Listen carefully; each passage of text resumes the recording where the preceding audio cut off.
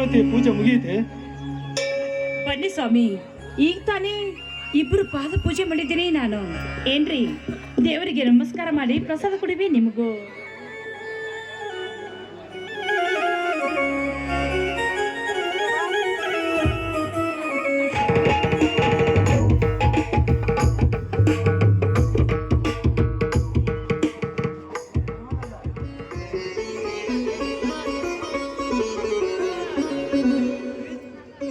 ಭಾಗ್ಯರಥಿ, ಆ ದೇವರಲ್ಲಿ ಏನೊಂದು ಬೇಡಿಕೊಂಡೆ?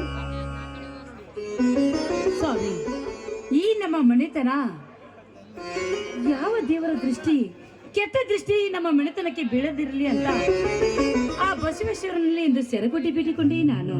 ಅಷ್ಟೇ ಅಲ್ಲ ರೀ, ಇನ್ನು ನನ್ನ ಅತ್ತೆ ಮಾವಂದಿರು ಈ ಸಮಾಜ ಸೇವೆ ಮಾಡ್ತಾ ಬಂದಿದ್ದಾರೆ. ಅವರು ಅದರಂತೆ ಧರ್ಮ, ನ್ಯಾಯ, ನೀತಿನಿಂದ ಬಂದ ಮನೆತನ ಇದು. ಈ ಸುತ್ತಮುತ್ತ ಹಳ್ಳಿಯಲ್ಲಿ ಹೆಸರಾದ ಮನೆತನ ನಮ್ಮದು. ಈ ರೈತರ ಮನೆತನಕ್ಕೆ ಎಂದೆಂದಿಗೂ ಜಯಂಕಾರದಿಂದ ಬಂದ ಮನೆತನಕ್ಕೆ ಯಾವಾಗಲೂ ಜಯಂಕಾರ ಇರಲಿ ಎಂದು ಈ ತಂದೆಯಲ್ಲಿ ಬೇಡಿಕೊಂಡೆ ನಾನು. ನನ್ನ ಮನಸ್ಸಿಗೆ ತುಂಬಾ ಸಂತೋಷವಾಗ್ತಾ ಇದೆ ಸ್ವಾಮಿ ಎಂದು. ಭಾಗ್ಯರಥಿ, ಜಯಕಾರ ಹಾಕಿಸಿಕೊಳ್ಳುವುದಕ್ಕೆ ಈ ಜನಸೇವೆ ಮಾಡುತ್ತಿಲ್ಲ ಭಾಗ್ಯರಥಿ. ಈ ಮನೆಯ ಸಿದ್ಧಾಂತಗಳನ್ನು ಮುಂದೆ ನಡೆಸಿಕೊಂಡು ಹೋಗುತ್ತಿರುವನು. ಹಸಿದು ಬಂದವರಿಗೆ ಅನ್ನ ಹಾಕುವುದೇ ನಮ್ಮ ಧರ್ಮ. ಕಷ್ಟದಲ್ಲಿದ್ದರಿಗೆ ಕರುಣೆಯಿಂದ ಸಹಾಯ ಮಾಡುತ್ತಾ ಅನ್ಯಾಯದ ವಿರುದ್ಧ ಹೋರಾಡುವುದೇ ನನ್ನ ಗುರಿ. ಹೌದು ಸ್ವಾಮಿ, ಈ ನಿಮ್ಮ ಹಂಬಲವನ್ನು, ಯಾವುದಕ್ಕೂ ಅನ್ಯಾಯವನ್ನು ತಡೆದುಕೊಳ್ಳುವ ಶಕ್ತಿ ನಿಮ್ಮಲ್ಲಿಲ್ಲ. ಯಾಕೆಂದ್ರೆ ಈ ಸಮಾಜದಲ್ಲಿ ರೈತನೆನಿಸಿಕೊಂಡವರು ನೀವು. ಅಷ್ಟೇ ಅಲ್ಲ, ಈ ಸುತ್ತಮುತ್ತ ಹಳ್ಳಿಯಲ್ಲಿ ದೊಡ್ಡ ಮನೆತನ ಅಂದ್ರೆ ಈ ನಮ್ಮ ಮನೆತನ ಅಂದಾಗ ನಿಮ್ಮ ಸತಿಯಾಗಿ ಬಂದ ನಾನು ತುಂಬಾ ಸಂತೋಷವಾಗ್ತಾ ಇದ್ದಾರೆ ಈ ನನ್ನ ಮನಸ್ಸಿಗೆ. ಜಯ ಸಿಗುವುದು ಮುಖ್ಯವಲ್ಲ ಭಾಗ್ಯರಥಿ. ಧರ್ಮದ ದಾರಿಯಲ್ಲಿ ನಡೆಯುವುದೇ ಮಾನವನ ಧರ್ಮ. ನೀತಿವಂತನಾಗಿ ಬಾಳುವುದೇ ನನ್ನ ನಿಯತ್ತು. ಈ ಜನಗಳ ಮಧ್ಯೆ ನೀತಿವಂತನಾಗಿ ಬಾಳುವುದೇ ನನ್ನ ಜೀವನದ ಧರ್ಮ. ಹೌದು ಸ್ವಾಮಿ, ಈ ನಿಮ್ಮ ಧರ್ಮ ನಿಷ್ಠೆಗೆ ಈ ಮನೆಯಲ್ಲಿ ಎಂದಾದ್ರೂ ಒಂದು ದಿನ ಆ ದೇವರು ನಮ್ಮ ಪಾಲಿಗೆ ಬಂದೇ ಬರ್ತಾ ಇದ್ದೇನೆ. ನೀವು ಯಾವುದಕ್ಕೂ ಚಿಂತೆ ಮಾಡಬೇಡಿ ಇನ್ನು ಮುಂದೆ. ಯಾಕಂದ್ರೆ ಮುತ್ತಿನಂತ ನನ್ನ ಮೈದನು ಕೂಡ ಒಳ್ಳೆಯವನೇ ಇದ್ದೇನೆ. ತಮ್ಮಂದಿರ ಬಗ್ಗೆ ಎಷ್ಟೊಂದು ಕಾಳಜಿ ತೋರಿಸ್ತಾ ಇದ್ದೀರಾ ನೀವು, ಅಲ್ಲವೇ ಸ್ವಾಮಿ? ಆ ದರ್ಶದಿಂದ ನಡೆದುಕೊಳ್ಳುವ ರೈತರಿಗೆ ಮರ್ಯಾದೆ ಇಲ್ಲದಂತಾಗಿದೆ ಭಾಗ್ಯರಥಿ. ಈಗಿನ ಕಾಲದಲ್ಲಿ ರೈತರ ಮೇಲೆ ದಬ್ಬಾಳಿಕೆ ಮಾಡುತ್ತಾ ದರ್ಪದಿಂದ ನಡೆಯುತ್ತಿದ್ದಾರಲ್ಲ ಉಗ್ರಯ್ಯ, ಪ್ರಶಾಂತ್ ಪಾಟೀಲರಂತ ಭೂಮಿ ಮೇಲೆ ಬದುಕಿರುವವರಿಗೂ ನಮ್ಮಂತ ರೈತರ ಕಷ್ಟ ತಪ್ಪಿದ್ದಲ್ಲ ಭಾಗ್ಯರಥಿ, ತಪ್ಪಿದ್ದಲ್ಲ.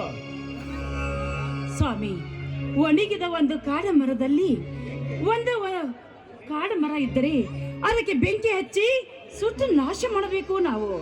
ಯಾಕೆಂದ್ರೆ ಅದರಂತೆ ಈ ಸಮಾಜದಲ್ಲಿ ಕೂಡ ನಯವಂಚಕರು, ದುಷ್ಟರು ತುಂಬಿದ್ದಾರೆ ನಮ್ಮ ಸಮಾಜದಲ್ಲಿ.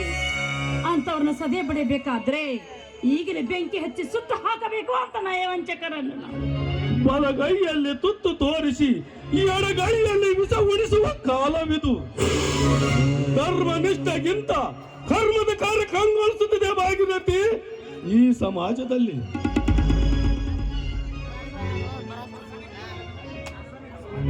ಸ್ವಾಮಿ, ಮಶಾನಕ್ಕೆ ಹೋಗುವ ಹೆಣಕ್ಕೆ ಎಷ್ಟು ಶೃಂಗಾರ ಮಾಡಿದರೆ ಏನು ಪ್ರಯೋಜನ ಅಂತ. ಅದರಂತೆ ಈ ಕರ್ಮದ ಕಾಂಡದಲ್ಲಿ ನಮ್ಮಂತ ಧರ್ಮದ ಮನೆ ಒಂದಿದ್ರೆ ಅಷ್ಟೇ ಸಾಕು. ಇಂದಿಗಾದ್ರೂ ಮುಂದೆ ಒಂದಿಲ್ಲ ಒಂದು ದಿನ ನಮ್ಮ ಮನೆತನಕ್ಕೆ ಜಯ ಸಿಗ್ತಾ ಇದೆ ನಮ್ಮ ಮನೆ. ಸ್ವಾಮಿ, ಆಡಿದವರ ಪಾಪ ನಮ್ಮ ಬಾಯಲ್ಲಿ ಕಿಬೇಕು ಅಂತ ರೀ. ತುಂಬಾ ಸಮಯವಾಗಿದೆ, ನಡೀರಿ ಕೈಕಾಲು ಮುಖ ತೊಳೆದುಕೊಂಡು ಹೊಟ್ಟೆ ತುಂಬಾ ಊಟ ಮಾಡಿವ್ರಂತೆ.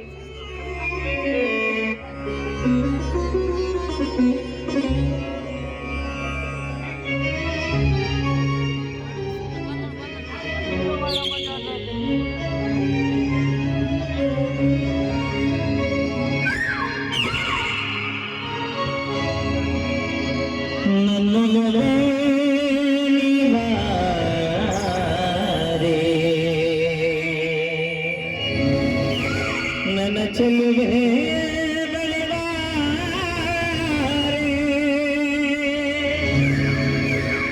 ಬೆಳಿ ಬಂದು ಸಿಹಿಯೊಂದು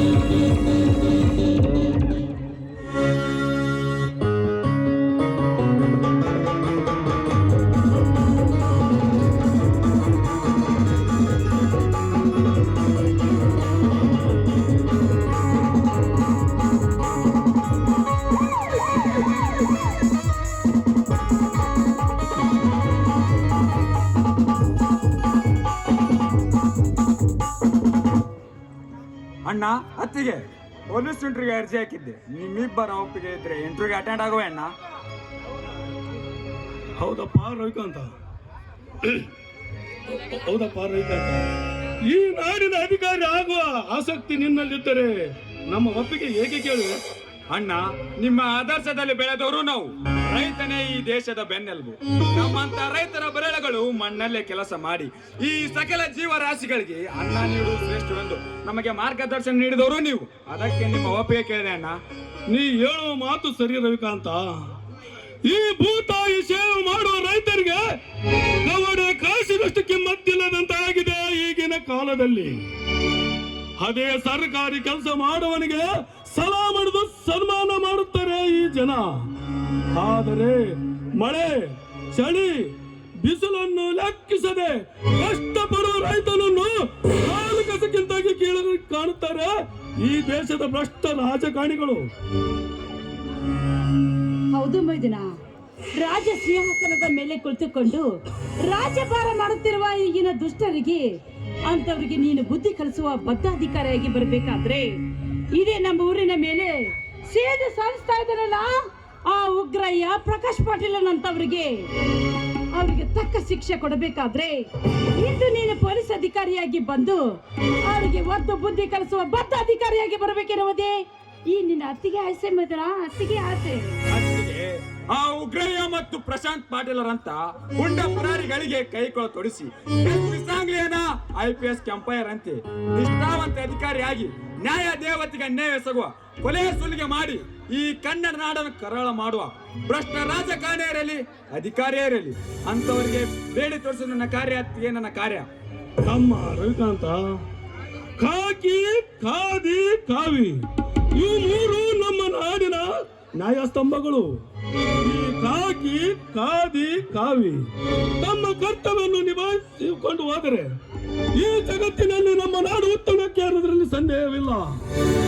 ಆದರೆ ಖಾದಿ ಬಟ್ಟೆ ತೊಟ್ಟುಕೊಂಡು ಕಾಕಿ ತಮ್ಮ ಕೈವಶ ಮಾಡಿಕೊಂಡು ಪ್ರಜೆಗಳಿಗೆ ಮರಳು ಮಾಡಿ ಕಾನೂನು ಕಣ್ಣಿಗೆ ಮಣ್ಣಾಡಿಸುವ ಭ್ರಷ್ಟರನ್ನು ಅಪರಾಧಿ ಸ್ಥಾನದಲ್ಲಿ ನಿಲ್ಲಿಸಿ ನಿಷ್ಠಾವಂತ ಅಧಿಕಾರಿ ಆಗಿ ರಕ್ತ ಸಂಬಂಧಗಳನ್ನು ಲೆಕ್ಕಿಸದೆ ಕಾನೂನು ಕಾಪಾಡಬೇಕಂತ ಕಾನೂನು ಕಾಪಾಡು. ಆಯ್ತಣ್ಣ. ನಿನ್ನ ಆಜ್ಞೆಯಂತೆ ನಡೆಯುತ್ತೇನೆ. ನಿನ್ನ ಅನುಗ್ರಹದಿಂದ ಇಂದು ನಡೆಯುವ ಇಂಟರ್ನಲ್ಲಿ ನಾನು ಸೆಲೆಕ್ಷನ್ ಆಗಿದ್ದೆ. ಆದರೆ ನನ್ನ ಕರ್ತವ್ಯವನ್ನು ದುರುಪಯೋಗ ಪಡಿಸಿಕೊಳ್ಳದೆ ಈ ದೇಶದ ಜನತೆಗೆ ಅತ್ಯಾಚಾರ ಎಸಗುವ ದೇಶದ್ರೋಹ ಸದೆ ಪಡೆದು ಸತ್ಯ, ನ್ಯಾಯ, ನೀತಿ, ಧರ್ಮವನ್ನು ಎತ್ತಿಡುವ ದಿಟ್ಟ ಅಧಿಕಾರಿ ಆಗುತ್ತಾನೆ ಅಣ್ಣ. ಅಣ್ಣ, ನನಗೆ ಆಶೀರ್ವಾದ ಮಾಡಿ. ಒಳ್ಳೆಯದಾಗಲಿ ನಿನಗೆ. ಮೈದುನ, ಆ ತಂದೆ ಬಸವೇಶ್ವರ ಆಶೀರ್ವಾದ ಸದಾ ನಿನ್ನ ಮೇಲೆ ಇರಲಿ ಎಂದು ನಾನು ಕೈ ಮುಗಿದು ಪ್ರಾರ್ಥಿಸಿಕೊಳ್ತಾ ಇದ್ದೇನಪ್ಪ ಮೈದುನ. ಅಣ್ಣ, ಅತ್ತಿಗೆ ಹೋಗಿ ಬರುತ್ತೇನೆ. ಆಯ್ತು, ಹೋಗಿ ಹೋಗಿ ಬಾ. ಬೇಗನೆ ಬಾ.